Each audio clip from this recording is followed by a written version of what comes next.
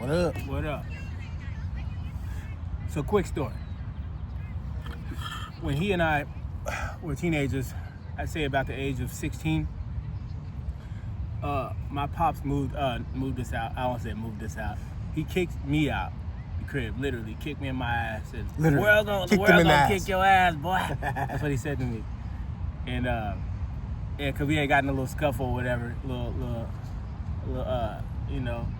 and he kicked me out. So I'm 16, and it just dawned on me I literally have nowhere to go.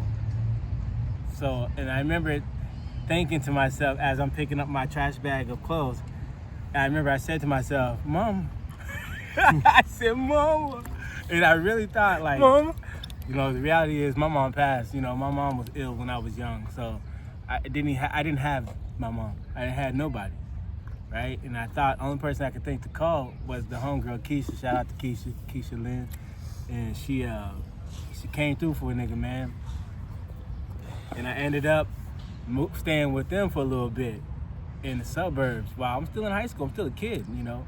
And so anyway, that was cool in the suburbs. Staying with them was a whole new life for me because I don't come from none of that shit. So after staying with them for about a month or two, I eventually was able to get a place. I found a landlord who rented to us. We lied about some stuff and made it happen. We had money. We still always was hustlers. We always had money coming. Sure. And one way or another, we always made some money. So money wasn't no thing. We still was in high school, and you know, but we had shit to do. We had to do what we had to do. So anyway, we had a place. We had our own place at 16 when we paid bills, went to school and shit, and managed to graduate. But mind you, while we're in school at 16, eventually my dad, whatever had happened, fast forward some time had passed, he had came by randomly to the crib. He knew where we stayed at because it's a small neighborhood. Everybody knew each other. Right. So he knew where we were staying. He came by out the blue. I ain't seen him in forever because we stopped talking after that shit. And he came through, and I remember, from what I can remember, I invited him in. I think maybe he had a beer or something like that, or smoking or something. And long story short, he asked me could he stay there temporarily. Me and Jonathan lived together, man. He moved in. Jonathan, we both lived together at 16 at this place. And like I said, this is the place my daddy came through and asked if he could stay there. And so after he asked me that, I told him I think about it, and I thought about it, and I talked to Jonathan about it, and I told him I was like, fuck no, you know. And it wasn't really so much about being vindictive or mad because he had kicked me out. I wasn't even tripping off that. It was more because I didn't want to ruin whatever we had just newly developed. We had just started talking again. I didn't want to cross any boundaries. I might start having old feelings and shit. It might turn sour. Right. You know what I'm saying? And I was still 16. You know, I still had a lot of shit to process. And fuck that part was when the shit happened, it happened so quick. I didn't have time to process nothing. I just had to get back on my feet, which is like a lot of parts of my life. So yeah, I say that to say that, do you ever have to fucking set up boundaries for your parents? Especially as an adult. Have they crossed them? Right. Because what we're really talking about here is boundaries, not so much, boundaries with your parents, but even more boundaries with your parents as an adult, right? Because, you know, you might come from a place where your parent did some really close parenting, right? Our dad did, you know, especially even in our adult life. As dysfunctional as it was. Yeah, as dysfunctional as it was, our dad was a very close parenting type parent. Yeah. You know what I mean?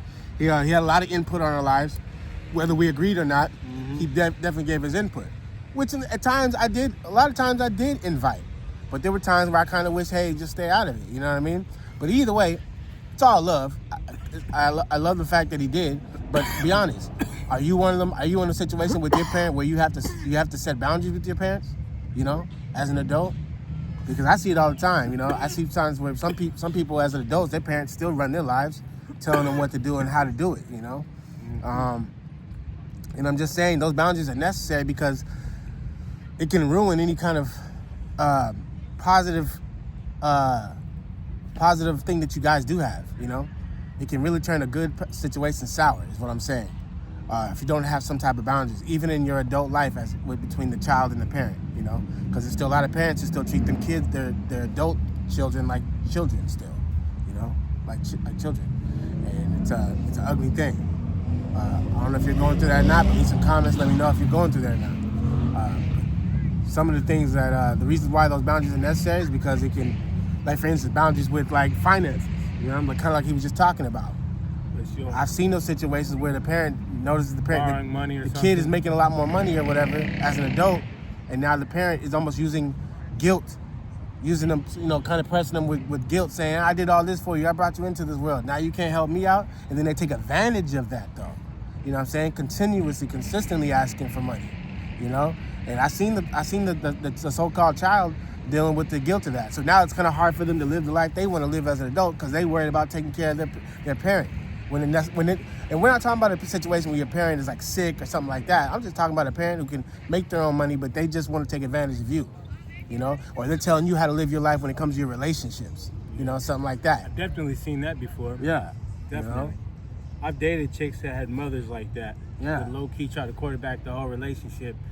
And it's just like, it's crazy because it's almost like you're confused because it's like, don't you respect our relationship? Then why are you letting your mom or your dad butt into our relationship as adults? Exactly. On shit that only we should be talking about as a couple. Right. Like, goddamn, am I fucking your mom or you? Right.